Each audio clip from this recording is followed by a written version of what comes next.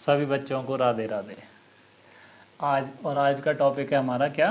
पहला टॉपिक था हमारा रिफ्लेक्सिव। रिफ्लेक्सिव का मतलब होता है, दोबारा सुन लीजिए, स्वतुल्य, अपने आप से तुलना करनी, अपने आप से रिलेशन बनाना। दूसरा पढ़ा हमने सिमेट्रिक। सिमेट्रिक का मतलब होता है सममित, एक्स का रिलेशन वाई के साथ है तो वाई का भी एक्स के साथ होना चाहिए।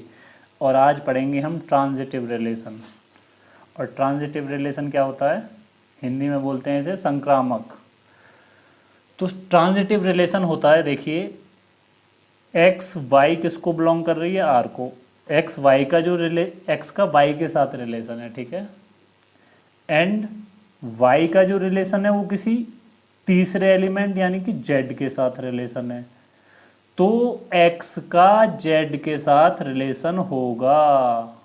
अगर ऐसी सिचुएशन है आपके सामने कि x का रिलेशन y के साथ है, y का z के साथ है, तो x का भी z के साथ होगा। मेरी किसी से दोस्ती है और उस मेरे दोस्त का कोई एक और दोस्त है तो वो मेरा भी दोस्त होगा, ये बात ध्यान रखना, ठीक है। मेरे बाबा का संबंध मेरे पापा के साथ है और मेरे पापा का संबंध मुझसे मेरे साथ है, तो मेरा भी रिलेशन जो है वो मेरे बाबा के साथ हुआ, यानी कि बाबा का भी मेरे साथ होगा। समझ में आई। जैसे मेरे ग्रैंडपा हैं, उनका रिलेशन है मेरे फादर के साथ और मेरा फादर का रिलेशन है मेरे साथ, ठीक है। तो मेरे ग्रैंडपा का भी रिलेशन मेरे साथ होगा। एक्स का रिलेशन वाई के साथ है, वाई का रिलेशन जेड के साथ है, तो एक्स का भी रिलेशन जेड के साथ होगा। समझ में आ गई। एक्स का रिलेशन वाई के साथ है एंड वाई किसके साथ रिलेटेड है, जेड के साथ, तो एक्स किसके साथ रिलेटेड हुई, जेड के साथ। समझ में आ गया।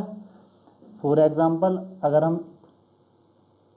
कोई सेट ए लें और उसमें एलिमेंट्स हैं हमारे 1, 2, 3 और रिलेशन अगर हम बताएं ट्रांजिटिव को, तो अगर उसमें 1, 2 है, 2, 3 है और 1, 3 भी है, तो वो रिलेशन क्या हो जाएगा आपका, ट्रांजिटिव हो जाएगा। एक का संबंध 2 के साथ है, 2 का 3 के साथ है, तो एक का भी 3 के साथ है, चेक कर सकते हो, ठीक है ना। और रिलेशन अगर हम लें 1, 1, 2 और नेक्स्ट है आपका 2, 3 और 1, 3, ये चेक करना है हमें, ये ट्रांजिटिव है या नहीं है। तो 1, 1 है, 1, 2 है तो 1, 2 भी है, 1, 2 है, 2, 3 है तो 1, 3 भी है, और 1, 2 है, 2, 3 है, 1, 3 भी है, और ये है आपका 1, 3।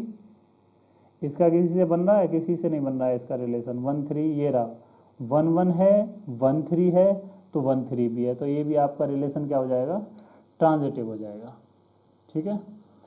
और एक बात हमेशा ध्यान रखनी है, मान लो क्वेश्चन में 2, 1 है, ठीक है, और फिर उन्होंने दे रखा है आपको 3, 2,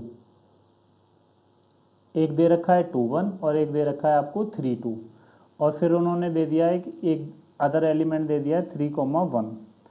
तो अब आप बताइए कि ये ट्रांजिटिव है या नहीं है, बताओ।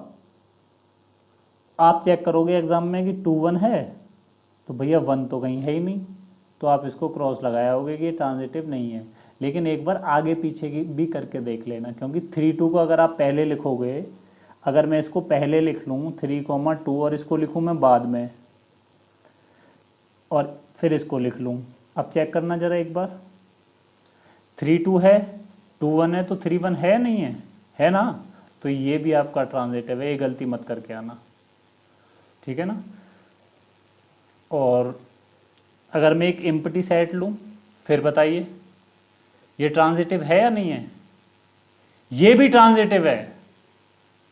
जैसे सिमेट्रिक भी था, क्या नहीं है, रिफ्लेक्सिव नहीं है, ये सिमेट्रिक भी होगा और ये ट्रांजिटिव भी होगा, क्योंकि जब क्वेश्चन में एक्स वाई नहीं है तो रिलेशन किसका किसके साथ चेक करोगे, तो ये भी आपका ट्रांजिटिव हो जाएगा। अब मान लो मैं एक एलिमेंट ले लूँ 1, 2, अब चेक करो, अब बताओ ये ट्रांजिटिव है या नहीं है, ये भी ट्रांजिटिव है। क्यों है ट्रांजिटिव, जब 1, 2 है तो ये मानो ये मैदान में खड़ा हुआ एक पहलवान है, मानकर चलो, और इसके साथ कोई लड़ने वाला ही नहीं है।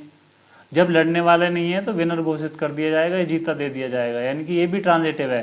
क्वेश्चन में 1 2 तो है, लेकिन 2 3 या और कुछ और कोई एलिमेंट्स नहीं है, तो ये सीधा सीधा क्या हो जाएगा, ये भी आपका ट्रांजिटिव हो जाएगा। इस बात से याद रखना, जो भी मैंने एग्जांपल दिया, तो पहलवान है, कोई लड़ने वाला है ही नहीं उससे, तो वो क्या हो जाएगा, आपका ट्रांजिटिव हो जाएगा।